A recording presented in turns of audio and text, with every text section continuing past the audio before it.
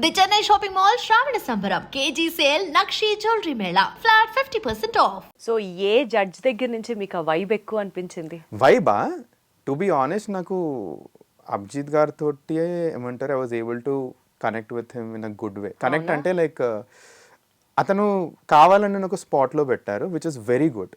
అది లేకపోతే అసలుకి నేను అవుట్ షైన్ అయ్యేటోని కాదు. సింపుల్ అండి, లైక్ ఐఎమ్ థింకింగ్ అతను ఏం ఆలోచించారని.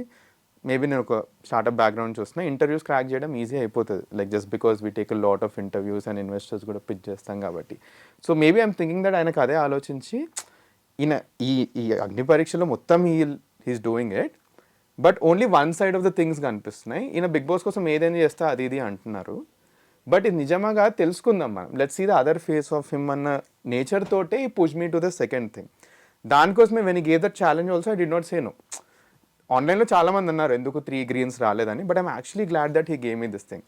ఇది ఒక్కటే కాకుండా యాజ్ ఎపిసోడ్స్ గ్రూ కదా, one of the best thing what I found is is an absolute gentlemen. And the reason why I say this thing is మొన్న telecast అయిన ఎపిసోడ్లో I had to take off my shirt for one of the task. ఒక mental barrier ఉండే నాకు. He was the one who was actually observing it అని నాకు అనిపించింది. And he pushed also like ఇది చేయవా అని. But fine I took the courage and took it off because I kind had a hunch, ఇది ఏమంటారు పక్కా వ్యాక్సింగ్ టాస్క్ ఉంటే మేము యాక్చువల్లీ పాజిటివ్ అవ్వచ్చు అని. But once I got of the mental block, I remember నేను స్టేజ్ ఎగ్జిట్ అవుతున్నప్పుడు he was one of the only people who was standing and clapping that you took the courage. So that is where I really appreciate those tiny things which actually చిన్న చిన్న విషయాలే చాలా matter చాలా ఇట్లా push అయ్యేది. నేను ఇంటికి వెళ్ళి మా అమ్మకి ఇదే చెప్పిన, ఇదంతా అదే నాకు ఈరోజు మంచిగా గుర్తుంది, ఇది ఒకటే గుర్తుంది. And that is where I resonated with him. ఆయన గేమ్ ప్లే నాకు నచ్చింది సీజన్. సో మనీష్ మీరు స్ట్రాటజిస్ట్ కదా, సో యూజువల్ గా ఏదైనా ఒక టాస్క్ టేకప్ చేసినా ఒక గేమ్ ఆడినా ఎవరైనా గెలవడానికే చేస్తారు, టు ఫుల్ఫిల్ దట్ టాస్క్ మన యాక్షన్స్ ఉంటాయి. ఓకే, సో ఇప్పుడు టాస్క్ ఆడడానికి అబద్ధాలు చెప్పాలి కొన్నిసార్లు, you have to actually act, fake చేయాలి సిచ్యువేషన్స్. ఇవన్నీ ఏంటంటే ఇతరులకి హార్మ్ చేయకుండా making sure that you win that. అవును, రే బిగ్ బాస్ హౌస్ లో మీరు ఏమైనా ఒక సెట్ ఆఫ్ వాల్యూస్ లాగా పెట్టుకున్నారా? నేను అబద్ధం చెప్పను, నేను ఫేక్ చెయ్యను, నేను స్ట్రాటజీస్ ఆడను, థింగ్స్ లైక్ దట్, అట్లా ఏమైనా అనుకున్నారా? నేను ఫామ్ లో రాసిన one of the biggest thing I wrote my weakness, I just can't fake. And stage మీద ఇదే it welcome the lot of conflicts also నాకు. ఎట్లా అంటే లైక్ ఉన్నది ఉన్నట్టు మాట్లాడతా. ఫస్ట్లీ టాస్కే వచ్చి నన్ను ఫేక్ చేయమంటే I would do it because it's a task. అది కాకుండా సింపుల్ ఏమంటారు, ఇది కూడా ఒక డిబేట్ అవుతుంది నాకు ఇంకా మన అభిజిత్ గారికి. మారల్స్ వర్సెస్ ప్రిన్సిపల్స్ ఏంటంటే they are set of rules ఉన్నాయి, అవి ఫాలో అవడం ప్రిన్సిపల్స్. మారల్స్ ఏంటంటే నీ ఫ్రెండ్ని బ్యాక్ స్టాప్ చేసి మరీ నువ్వు నెక్స్ట్ రౌండ్కి వెళ్తావా అంటే that is where I would not do it. I would literally not do it. Principle says Bigg Boss వచ్చి నాకు చెప్తున్నారు నీకు నెక్స్ట్ రౌండ్కి వెళ్ళాలి. సో లైఫ్ లో మారల్స్ ఇంపార్టెంటా ప్రిన్సిపల్స్ ఇంపార్టెంటా? మారల్స్ ఇంపార్టెంట్ అండి. You live for your morals, simple. Like principles ఉంటాయి, like you can follow them, you can not follow. Principles can be broken but morals can not be broken అండి, simple. Morals is what defines you as a person. ఆ morals right ఉంటేనే like you as a person నిలబడతారు అని. ఎట్లా మనీష్ అంటే ఇంటి పేరు మర్యాద, మనీష్ మర్యాద షర్ట్ మీద వేసుకొచ్చారు అంటే ఎట్లా ఈ వాల్యూస్, ఈ మారల్స్, ఈ ప్రిన్సిపల్స్ వీటి మీదే పెరిగారా? Let us all know about your family background అండి. So born and raised completely నేను హైదరాబాద్లో, బట్ మా పేరెంట్స్ కమ్ ఫ్రమ్ వరంగల్. డబ్బున్న ఫ్యామిలీయా? లేదండి, we come from very very middle class upbringing. And dad has been my biggest inspiration. అసలుకి I have seen everything about my dad. So we come from very remote village in Warangal, దాని పేరు కొమాల, కాజీపేట ముందు వస్తుంది ఆ ఊరు. ఇప్పుడు కూడా I would say it's Tier 4 village only, పెద్ద ఏముండదు, ఒక రైల్వే స్టేషన్ ఉంటుంది. మా నాన్నమ్మ అక్కడనే ఉంటారు ఇప్పుడు.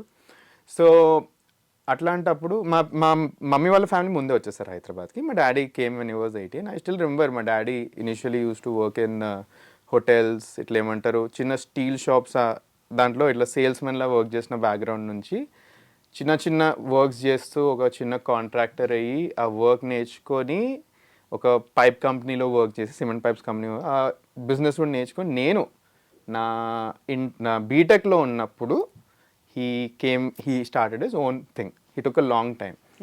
నాన్నగారు. So we come from very very very humble background who walked our way towards a better life. So దానికోసమే one of the things which I just don't know how to spend. నాకు I just don't know how to spend it. We're just not brought up in that background asalki. So that is where I guess when you see absolute bad days కదా, that is where మిమ్మల్ని ఇంకా grounded చేస్తుంది.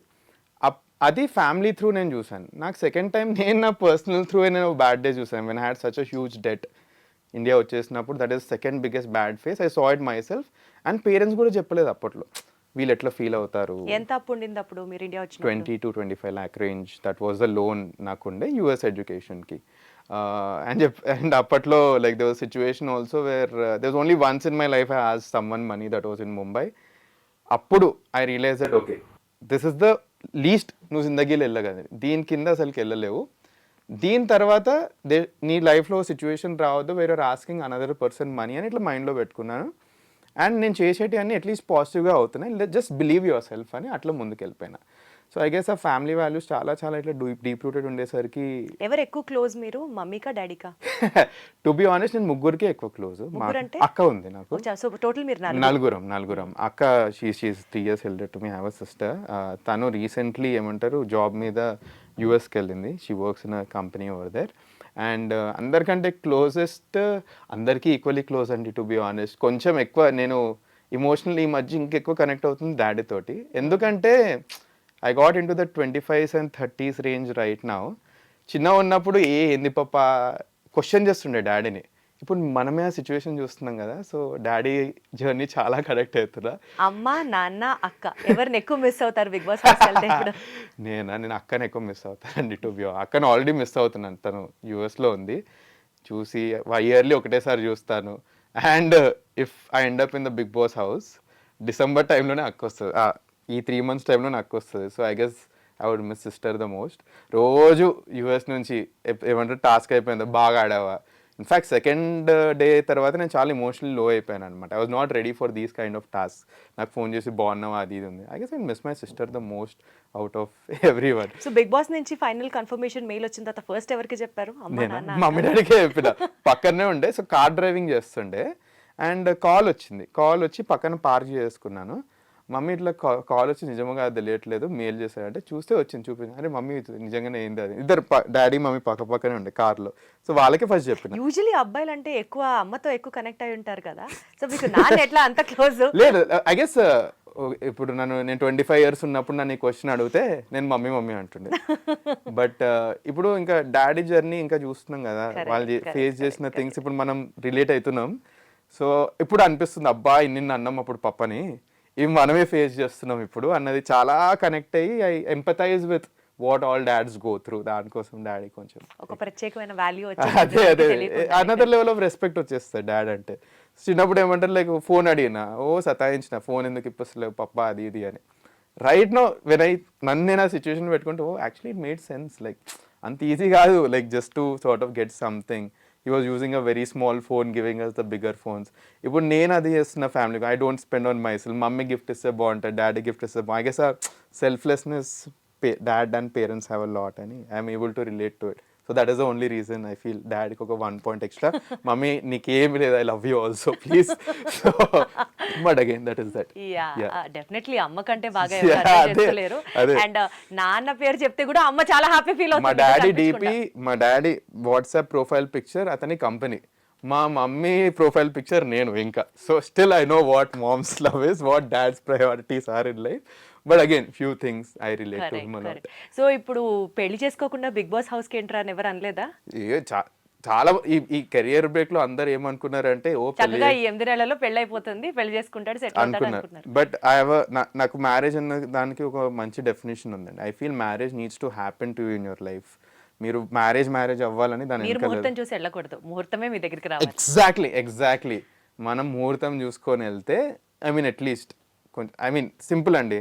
మా Telugu sir ఉండే, is one of those people who had నా లైఫ్లో biggest impact అయింది మా తెలుగు సార్. ఒక ఫిలాసఫీ చెప్పారండి, I just tell this thing. మన లైఫ్లో 3 things are the biggest events in life. 1 ఏమంటారు your birth, 2nd is your marriage, 3rd thing is death. ఈయన ఈ రీజన్ ఎందుకు చెప్తున్నాడంటే ఆ రోజు మా క్లాస్లో ఒకటి స్నానం చేసి రాలేదు. ఈయన ఏమంటాడంటే ఫస్ట్ బర్త్ అప్పుడు నీకు స్నానం చేపిస్తలే నీకు తెలియదు, 3rd డెత్ అప్పుడు నీకు స్నానం చేపిస్తే నీకు తెలియదు, the only event in your life which you have absolute control and define చేస్తుంది నీ లైఫ్ని is your marriage. ఆ రోజు 2 things చేయి. 1, take a bath. Second thing, marry the person who you actually like, because నీ rest of the life వాళ్ళతోటే ఉంటావు. So that is where నా మైండ్లో ఇట్లా అయిపోయింది. So that is why I don't rush into marriages at all. I'm fine. I'm very, very happy. I know how to live by myself. So దానికోసమే big బాస్కి వెళ్తున్నా more than marrying someone else. So that is that. అంటే ఇంక అసలు పెళ్ళే చేసుకోరంట. లేదు, I know that పెళ్లి చేసుకుంటాను నేను. I believe in, dying with someone, because I believe in that companionship. I really value that emotion. కానీ ఆర్గానిక్ గా లైఫ్ లో ఎప్పుడో అదే జరగాలి కానీ దాని వెనకాల వద్దండి. అదైతే నేను నమ్ముతాను. That's one of my principles are like whatever you want to call it. That is one of the thing which I strongly believe in. Strategist అని మాట్లాడుతున్నారు కాబట్టి, అలా ప్రమోట్ చేసుకుంటున్నారు కాబట్టి ఆ హెయిర్ స్టైల్ అలా కాదు దానికన్నా ఆ హెయిర్ స్టైల్ అనకూడదులే, దాన్ని హెయిర్ స్టైల్ కాదు, హెయిర్ లాస్ అని వెళ్తుంది. సో 24-25 ఉన్నప్పుడు హెయిర్ ఫాల్ స్టార్ట్ అయింది నాకు. అండ్ అప్పట్లో హెయిర్ ఫాల్ వచ్చినప్పుడు went through the same journey what everyone faces out of hair fall. ఏంటంటే నీ కాన్ఫిడెన్స్ లో అయిపోతుంది. Like I tell you the worst thing, I guess ఎవరు చెప్పరు ఇది. Like the worst thing what a person going through hair fall talks is eye to eye ఎవరు మాట్లాడరు. They see the head and talk, దాంతో confidence low అయిపోతుంది మనది. So ఏమైందంటే మా ఆఫీస్లో ఒకసారి కాన్వర్జేషన్ అవుతుండే అండి. ఏమైందంటే it was a very heated conversation and actually was having valid points. The other person he knew that నాకు హెయిర్ ఫాల్ మీద మోటివేషన్ లో అవుతుందని, అది ఎక్కడ లేని తీసుకొచ్చిండు కాన్వర్జేషన్. పాయింట్ లేదు, తీసుకొచ్చిండు ఆయన. అక్కడ ఇంకో బిగ్ బాస్ ఆడుతుంటాయి. సో నా మోటివేషన్ డౌన్ అయిపోయింది. అప్పుడు I took it very personally. నేను అనుకున్నారు లైఫ్ ఇంత చేస్తున్నాం, అన్నీ బాగానే అవుతున్నాయి, hair is the only thing which is stopping me in life. అట్లాంటప్పుడు కొన్ని అనుకున్నా, లైక్ హెయిర్ లేకపోతే would your friends stop loving you, would your family stop loving you, would your partner stop loving you, and నీ లైఫ్లో achievements పోతాయి అంటే అన్నిటికీ answer no అనిపించింది. Then why are you concern about this hair అంటే society is valuing this hair. అప్పుడు వెళ్ళి shave చేసుకున్నాను. దాని తర్వాత కూడా 1 year ఆఫ్ క్రిటిసిజం, వీడి ఏంటి జుట్టు లేదు, గుండు, అన్ని మాటలు వచ్చినాయి. That is wear confidence started building. 1 year అరుస్తారు, లేదు అయితే ఏంటి, ఇప్పుడు ఐడెంటిటీ అయిపోయింది మంది. And the look గ్రూ on me, I love the look. And చూస్తే మీరు కొంచెం ఆంటర్‌ప్రెన్యూర్స్ అందరికి జుట్టు ఉండదు, ఎక్కువ ఆలోచిస్తాం కదా. That is not the thing. So అప్పుడప్పుడు since I have lesser hair. మీకు జుట్టు ఉన్నప్పుడు ఎలా ఉండేవారో ఏంటో మాకైతే తెలియదు, కానీ ఇప్పుడైతే you're pretty handsome enough, you're mister cool guy type అలానే అనిపిస్తున్నారు. అండ్ కొత్తగా ఒక ఫ్యాషనిస్టా లాగా కూడా అనిపిస్తున్నారు కాబట్టి so please carry on with. I'm into all this. I make sure to sort of at least maintain myself decently well. So this grew on me, this eventually grew on me, and I believe it, and I'm glad how I look right now. So మీ గురించి కొంచెం తెలుసుకున్నాం కాబట్టి covering again to Agnipariksha Bigg Boss thing. Yes అండి. ఇప్పటిదాకా జరిగిన rounds లో కానీ, టాస్క్ లో కానీ, ప్రొసీడింగ్స్ లో కానీ జడ్జెస్ అన్ఫేర్ గా ఉన్నారు అని ఎప్పుడన్నా అనిపించిందా? If so who? Judges unfair గా ఉన్నారు అని అనిపించింది, ఫస్ట్లీ నాకు రెడ్ రానప్పుడే ఏమవుతుందన్న క్వశ్చన్ మార్క్ వచ్చింది. But it actually went in my favour firstly. So ఏమవుతుందంటే ఫస్ట్ ఒకటి అన్ఫేర్ అనిపించినా కూడా నెక్స్ట్ టాస్క్స్లో వాళ్ళు ఇచ్చిన జడ్జ్మెంట్కి ఆన్సర్స్ వచ్చేస్తున్నాయి. సో అప్పుడు నాకు అది అవ్వట్లేదు. బట్ ఒక్క దాంట్లో అన్ఫేర్ ఏమనిపించిందంటే ఊర్మిళ గారిని సెలెక్ట్ చేస్తే షుడ్ హ్యావ్ బీన్ బెటర్ అనిపించింది. ఎందుకంటే ఊర్మిళ గారు ఒక స్టెప్ వెనక్కి తీసుకుని, ఫర్ ఎగ్జాంపుల్ తన టాస్క్లో షీఈ్ అ మోడల్, తన కంఫర్ట్ జోన్ బయటికి వచ్చి మొహం మీద పెండ రుద్దుకుంది, ఇవన్నీ చేసింది. సెకండ్ టాస్క్లో ఆ వైబ్రేటర్ అది పెట్టారు, she actually perform the task well. ఆ ఉన్న కంటెస్టెంట్స్ అందరిలో I feel she was very much deserving to be in the top 15.